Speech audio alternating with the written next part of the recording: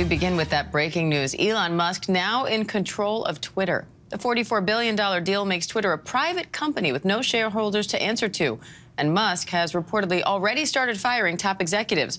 Our Mola Lenghi is at Twitter headquarters in San Francisco with the latest.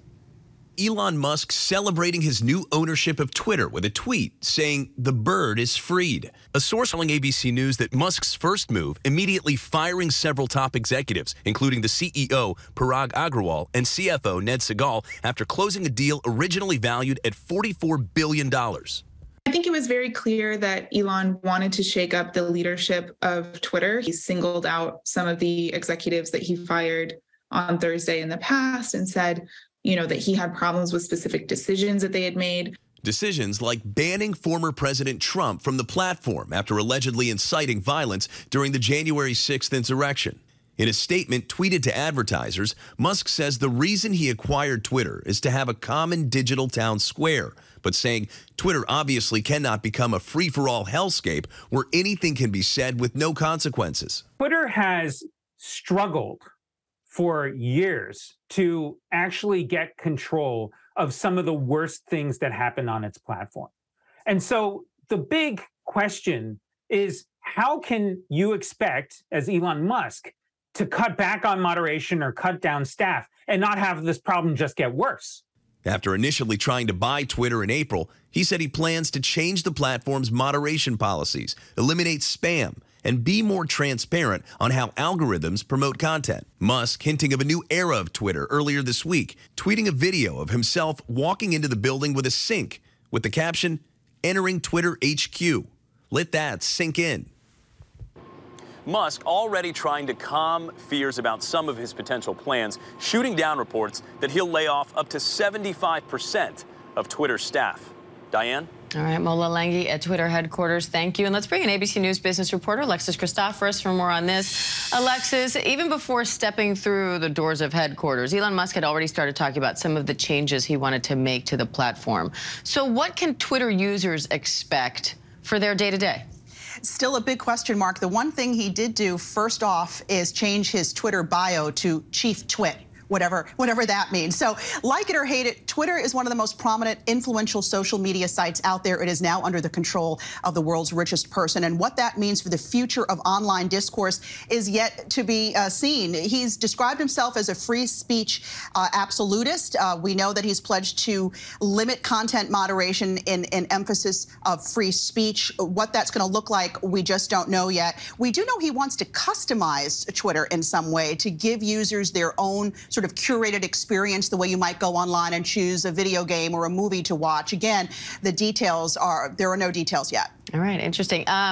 There's also been speculation about him allowing banned users back onto the platform, chief among them perhaps former President Trump. What do we know on that front? Yep, so he actually has called those permanent bans on some forms of speech foolish. He said it was foolish to the extreme when Twitter banned former President Trump after the January 6th insurrection. He has said publicly he would invite the former president back on the site, and at the time, Trump had said he had no desire to do that. We'll see if that changes over time. And the New York Stock Exchange has confirmed that shares are suspended from trading this already. This company is going private. What does that mean for people who own stock in Twitter? Great question. And really, it's a payday for those folks. If you own shares of Twitter, you can expect to get a check. The company has been sold now for $54.20 a share. So just to make things simple, if you own 10 shares of Twitter, you're going to be getting a check for $542. You will have to pay capital gains tax on that, though, as you would for any stock sale. But this doesn't mean that Twitter remains a private company forevermore. Some analysts are saying that Musk will go in there, retool it. I mean, it has posted a loss for 8 of the past 10 fiscal years. He might actually introduce new revenue models. He might make parts of Twitter go paid subscription for things like the government or commercial sites. So we'll see how he finds other ways to make money. So could they re-IPO? Could they go public again? Most absolutely. And most analysts believe that's the long-term goal here for him, is to retool the company, make it strong, make it profitable, and then make it public again.